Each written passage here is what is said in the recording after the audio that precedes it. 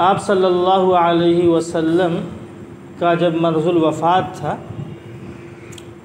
آخری وقت آپ صلی اللہ علیہ وسلم مرض الوفات میں تھے، تو اس وقت حضرت ابو بکر صدیق رضی اللہ تعالی عنہ نے آپ صلی اللہ علیہ وسلم کی اجازت سے امامت فرمائی تھی۔ آپ صلی اللہ علیہ وسلم آپ کے پیچھے مقتدی تھے، اور 17 نمازیں آپ صلی اللہ علیہ وسلم کی حیات میں 17 نمازیں حضرت ابو بکر صدیق رضی اللہ تعالی عنہ نے پڑھائی تھی۔ ایک مرتبہ آپ صلی اللہ علیہ وسلم ایسے مجلس لگا کر کے بیٹھے ہوئے تھے، حضرت ابو بکر صدیق رضی اللہ تعالیٰ عنہ تشریف لائے، اس حالت میں تشریف لائے کہ آپ کے بدن پر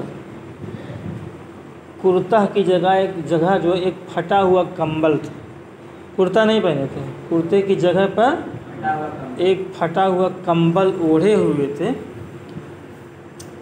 اور اس کو جو ہے بٹن کی جگہ پہ کانٹے لگا رکھے تھے، بٹن کی جگہ پر کانٹے لگا رکھے تھے، اور وہ آ کے اللہ کے رسول کی مجلس میں بیٹھے۔ اتنے میں حضرت جبرائیل جو ہے آسمان سے آپ صلی اللہ علیہ وسلم کے پاس آئے، اور حضور صلی اللہ علیہ وسلم سے کہا کہ حضرت ابو بکر تو مالدار ہے، حضرت ابو بکر تو مالدار ہے، تو فقیری والی لباس میں کیوں بیٹھے ہوئے؟ تو آپ صلی اللہ علیہ وسلم نے جو فرمایا وہ کیا فرمایا کہ حضرت ابو بکر نے مجھ پر، حضرت ابو بکر نے مجھ پر اور میرے راستے میں اپنا سارا مال و دولت خرچ کر دی۔ حضرت ابو بکر نے مجھ پر اور میرے راستے میں اپنا سارا مال و دولت خرچ کر دیا۔ حضرت جبرائیل نے کہا کہ حضرت ابو بکر کو اللہ تعالی نے سلام پیش کیا ہے۔ کس نے؟ اللہ تعالی نے حضرت ابو بکر کو سلام پیش کیا ہے، اور کہا ہے کہ حضرت ابو بکر سے پوچھو کہ حضرت ابو بکر اس حال میں مجھ سے راضی ہیں، مجھ سے خوش ہیں؟ کون پوچھ رہا ہے؟ اللہ پوچھ رہا ہے حضرت ابو بکر سے کہ پوچھو کہ حضرت ابو بکر مجھ سے اس حال میں راضی ہیں۔ کیا مرتبہ ہے حضرت ابو بکر کا، کہ اللہ خود سلام کہلوا رہا ہے، اور کیا کہہ رہا ہے کہ پوچھو حضرت ابو بکر مجھ سے راضی ہیں۔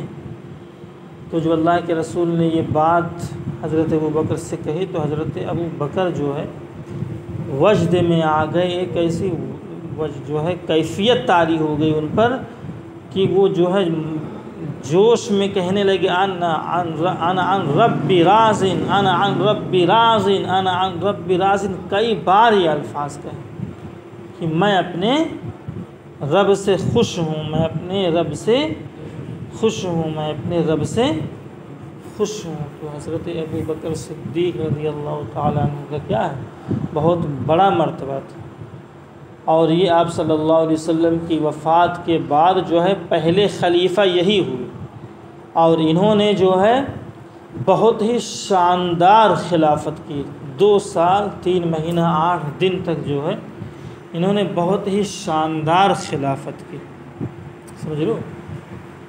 ایک مرتبہ ایسا حضرت آپ صلی اللہ علیہ وسلم جب معراج پر تشریف لے گئے، تو جب سفر سے واپس آئے تو اپنی پھوپھی جو ہے ام ہانی سے جا کر کے واقعہ بیان کیا، تو انہوں نے کہا دیکھو باہر کسی سے اس کو نہ کہنا، کیونکہ واقعہ عجیب و غریب تھا۔